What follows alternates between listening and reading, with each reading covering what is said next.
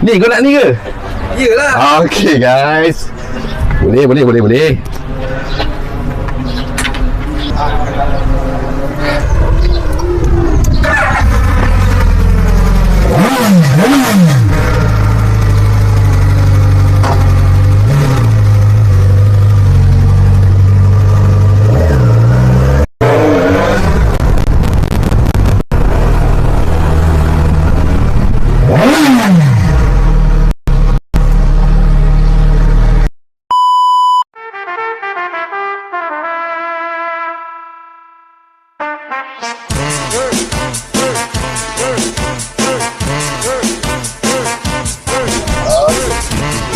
Okay guys, welcome back. Okay guys, sekarang kita bersama dengan siapa?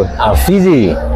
Fizi sebagai apa kat sini? Saya sales exec dekat CHM Superbike. Okay, Fizi ada invite saya datang sini untuk apa tu? Boleh terangkan Sebab dengan YouTube viewer? kita start daripada hari ni 13 hari bulan Jun sampai 15 hari bulan, kita di CHM Superbike ada membuat test Suzuki Ride.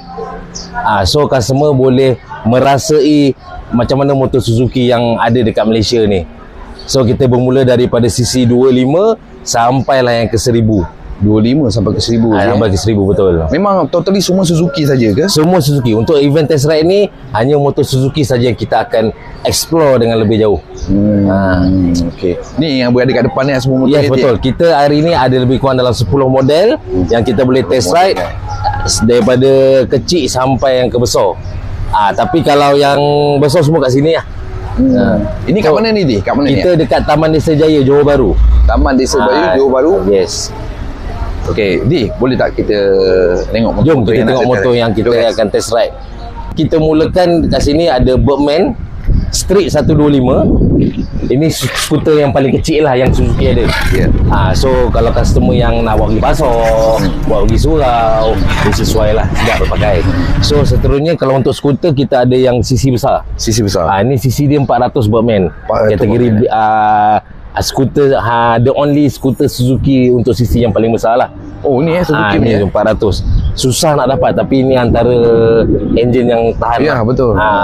So untuk motor yang seterusnya kita mula dengan Gixxer 250. Gixxer 250 ni dia satu piston.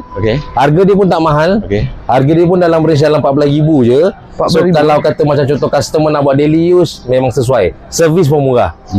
Untuk yang Gixxer 250. Tapi kalau kata macam contoh nak 250, tapi nak jenis touring tinggi punya, kita ada Wisdom 250 SX. Wisdom 250 Yes. Oh ni 250 Wisdom? Yes, 250 SX. Touring punya. So untuk motor ni